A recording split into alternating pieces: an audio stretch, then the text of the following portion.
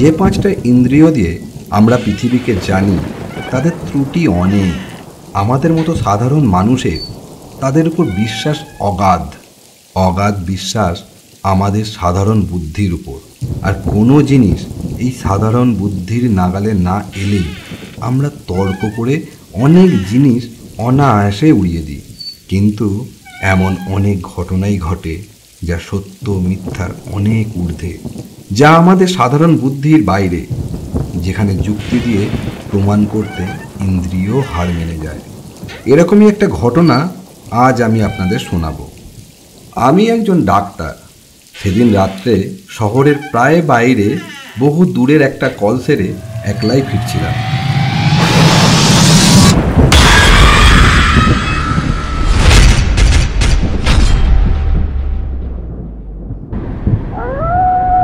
একে দারুণ শীত সে বছর, তার উপর রাত অনেক হওয়ায় ঠান্ডা অত্যন্ত বেশি পড়েছিল। পুরো গোটা কত গরমের জামা থাকা সত্ত্বেও সব ভেদ করে মনে হচ্ছিল ঠান্ডা হাওয়া আমার পাঁজরার ভিতরে গিয়ে ঢুকছে। আসছিলাম আমার পুরনো মোটরে। এ মোটর আমি আজ 10 বছর ধরে একাই চালিয়ে ফিরছি। উফ, কি ঠান্ডা! আজ সঙ্গে একজন ড্রাইভার রাখলে ভালো করতাম। এই দারুণ শীতে স্টিয়ারিং হুইল ধরে সমস্ত হাওয়ার ঝাপটা সহ্য করার চেয়ে কষ্ট আর কিচ্ছু নেই। আমাদের শহরটি অত্যন্ত ছড়ানো। বড় বড় কয়েকটি রাস্তাকে আশ্রয় করে চারিধারে অনেক দূর পর্যন্ত সে বিস্তৃত হয়ে আছে। অনেক সময় এক প্রান্ত থেকে আর এক প্রান্তের মধ্যে শুধু একটি নির্জন রাস্তা ছাড়া আর কোনো যোগ নেই। যে রাস্তা দিয়ে আসছিলাম সেটিও অত্যন্ত নির্জন। কি নির্জন জায়গা! রাস্তার ধারে শুধু মাঠ আর মাঠ।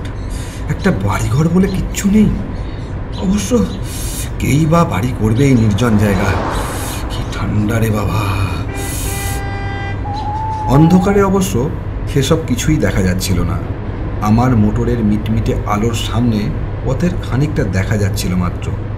যেতে যেতে মনে হচ্ছিল অন্ধকারের সমুদ্রই যেন আমার মোটরের আলোয় কোনো রকমে কেটে চলেছি। শীতের দরুন কষ্ট পেলেও বেশ নিশ্চিন্ত মনেই চলেছিলাম। আমার গাড়িটি পুরনো হলেও মজবুত, বেয়ারাপনা সে করে না। আর আধ ঘন্টা, তারপর বাড়ি পৌঁছে গরম লেপের মধ্যে ঢুকলে তবে শান্তি। আর একটু স্পিড বাড়াই।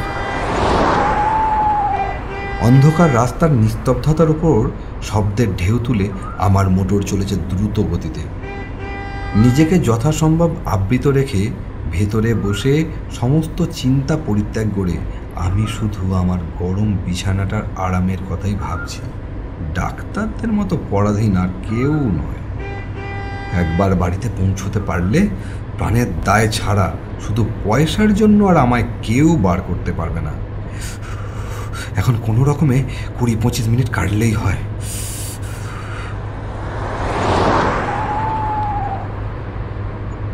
কিন্তু হঠাৎ অপ্রত্যাশিত এক ঘটনায় সুখর স্বপ্ন আমার ভেঙে গেল। আমার একান্ত সুস্থ সবল মোটর থেকে থেকে অদ্ভুত একরকম ধাতব আর্তনাদ করতে শুরু করেছে। মোটরের এরকম আচরণের কোনো কারণই খুঁজে পেলাম না। আজ দুপুরেই আমার মোটরের ভালো রকম সেবা যত্ন হয়ে গেছে। কোনো রকম রোগের আভাস তার ভেতর তখন ছিল না। হঠাৎ তার এরকম আকস্মিক বিকারের কারণ তবে কি? এই দারুণ শীতের রাত্রে অন্ধকার নির্জন এই পথের মাঝে মোটরের এই বেয়ারাপনায় সত্যি ভীত হয়ে উঠলাম। এখনো প্রায় 7-8 মাইল পথ বাকি। রাস্তার মাঝে মোটর সত্যি অচল হয়ে গেলে করব কি? এই রাত্রে লোক নানান নির্বুদ্ধিতার জন্য এবার নিজের উপরেই রাগ হচ্ছিল। সঙ্গে একজন লোক থাকলে তো বিপদে অনেক সাহায্য পাওয়া যেত। দেখতে দেখতে মোটরের আর্তনাদ আরও বেড়ে উঠল। সঙ্গে সঙ্গে মোটরের বেগও মন্থর হয়ে আসছে বুঝতে পারলাম। মোটর চালানোর সমস্ত বিদ্যা প্রয়োগ করেও সুরাহা কিচ্ছু করতে পারলাম না। কাতরাতে খানিক দূর গিয়ে আমার মোটর রাস্তার মাঝে এক জায়গায় একেবারে থেমে গেল। আর তার নড়বার নাম নেই। চেষ্টার আমি কোনো ত্রুটি করলাম না, কিন্তু আমার পীড়নে অস্ফুটভাবে একটু একটু কাতরোক্তি করে ওঠা ছাড়া আর কোনো সাড়া সে দিল না। কি ঠান্ডা রে বাবা! মোটর ফেলে এই দারুণ শীতের মাঝে 7-8 মাইল জনহীন পথ হেঁটে বাড়ি ফিরবো, কিন্তু এই নির্জন মাঠের মাঝে মোটরে সারা রাত কাটানো যে অসম্ভব। এখন উপায়?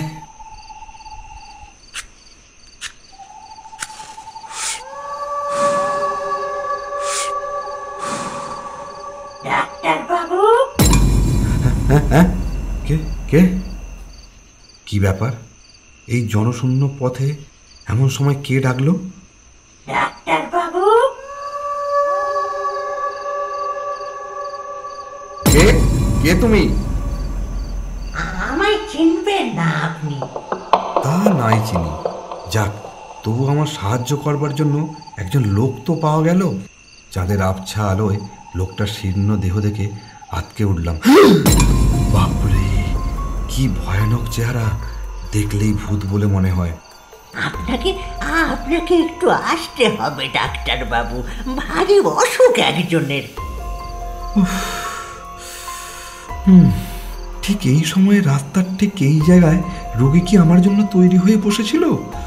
লোকটা আমার মনের ভাব বুঝতে পেরেই যেন বলল, এ ভগবানের দয়া ডাক্তার বাবু, এমন সময় আপনাকে এখানে পাবো সত্যি স্বপ্নেও ভাবিনি। অথচ না পেলে কি বিপদ যে হতো। কোথায় তোমার রোগী?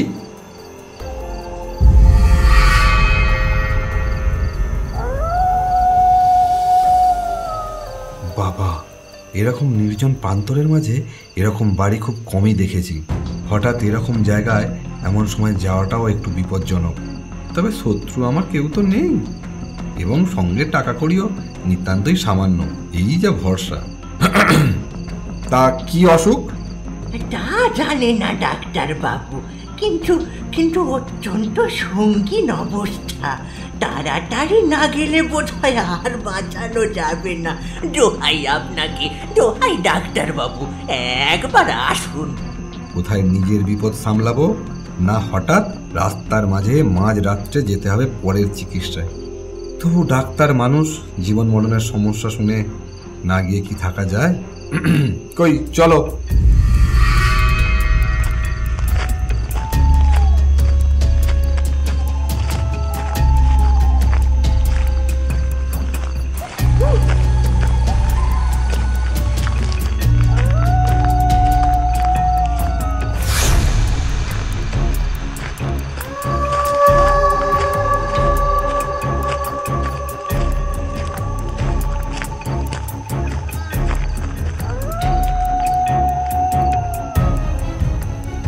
ওই ঘরে রোগী আছে, আপনি যান, আমি এখনই আসছি।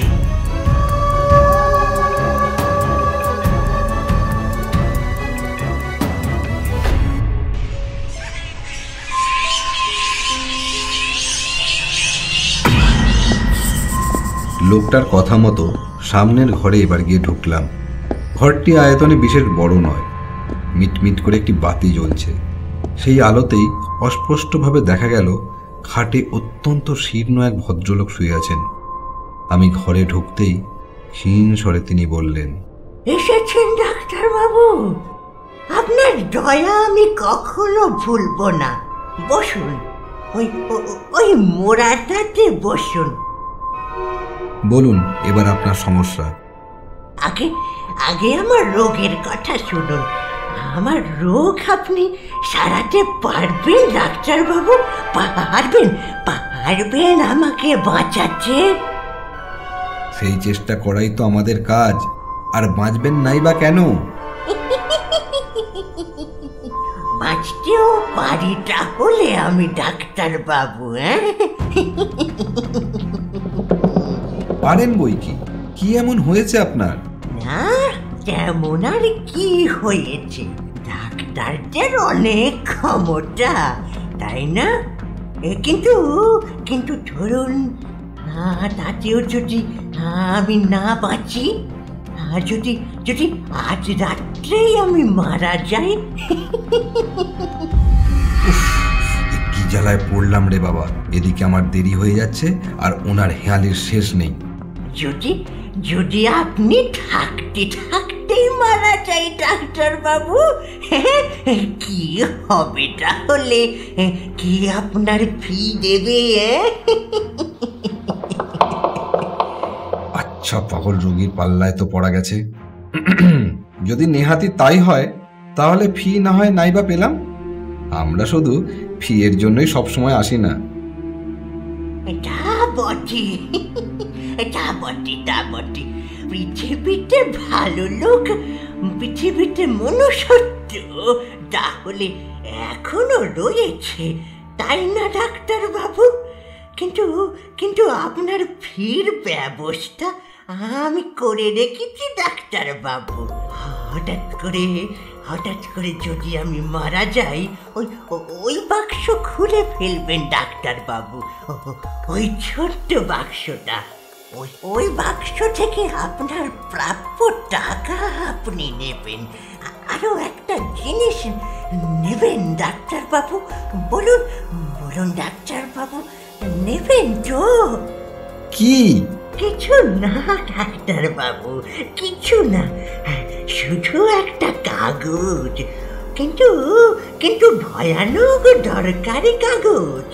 এই কাগজ ওখানে আছে, শুধু শুধু আমি জানি, আর আপনি এখন জানলেন, আর কেউ জানে না। জানলে জানলে আর ওখানে ওটা থাকতো না। এ বাড়িতে কাউকে দেখতে না পেয়ে আপনি ভাববেন না যে আমার কেউ নেই। আমার অনেক আত্মীয় আছে, কিন্তু তারা ওট পেতে আছে আমার মরার অপেক্ষায়। শুধু শুধু তাদের বিশ্বাস আজ আমি হয়তো মরব না, তাদের বিশ্বাস মরবার আগে আর আমি কিছুই করব না, তারাই সব পাবে। তা বলছিলাম কি আপনার অসুখটা সম্বন্ধে?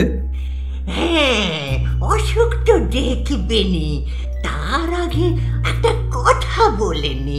এই কাগজটি আমার উইল ডাক্তার বাবু, আমার ছেলের নামে উইল। সে ছেলেকে আমি ত্যায্যপুত্র করেছিলুম একদিন। কোথায় আছে তাও জানিনি, কিন্তু কিন্তু জানেনি তো, রক্তের জলের চেয়ে ঘন কিছুই নেই। এইবার আমি দেখতে পারি? হ্যাঁ, দেখুন। আমি খাটের কাছে এগিয়ে গিয়ে রোগীর নাড়ি দেখবার জন্য হাতটা তুলে দিলাম, এবং বড় মুহূর্তেই সেই দারুণ শীতের ভেতরেও আমার সমস্ত দেহ ঘামে নিয়ে উঠল। এ কি, এই যে বরফের মতো ঠান্ডা! রোগী মৃত। শুধু মৃত হলে এতখানি আতঙ্কের আমার বোধহয় কারণ থাকতো না, কিন্তু ব্যাপার যে আলাদা।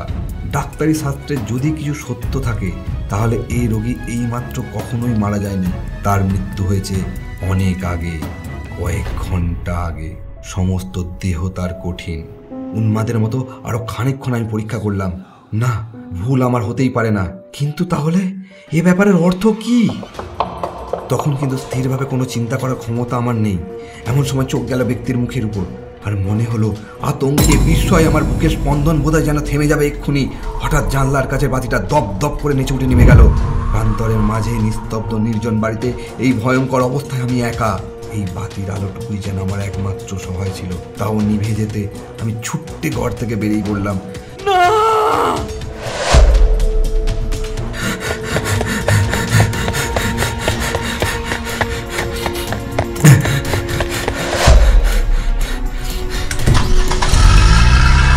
কিভাবে তারপর অন্ধকার প্রান্তরের ভেতর দিয়ে ছুটতে ছুটতে এসে মোটরে উঠেছিলাম তা আমার মনে নেই। মোটর চালিয়ে শহরের মাঝ বরাবর আসবার পর আমার যেন স্বাভাবিক জ্ঞান ফিরে এলো। সবচেয়ে আশ্চর্যের ব্যাপার মনে হলো মোটরের এই চলা। খানিক আগে অদ্ভুতভাবে যে মোটর বন্ধ হয়ে গিয়েছিল, হঠাৎ এবার বিনা চেষ্টায় আপনা হতে সে মোটর এমন শুধরে গেল কি করে? তারপর দিন দিনের আলোয় লোক সঙ্গে করে নিয়ে সেই প্রান্তরের মাঝকার বাড়ির নিঃসঙ্গ রোগীর শেষ ইচ্ছা পূর্ণ করার ব্যবস্থা আমি করেছিলাম। তার ছেলেই আজকাল সমস্ত বিষয়ের মালিক।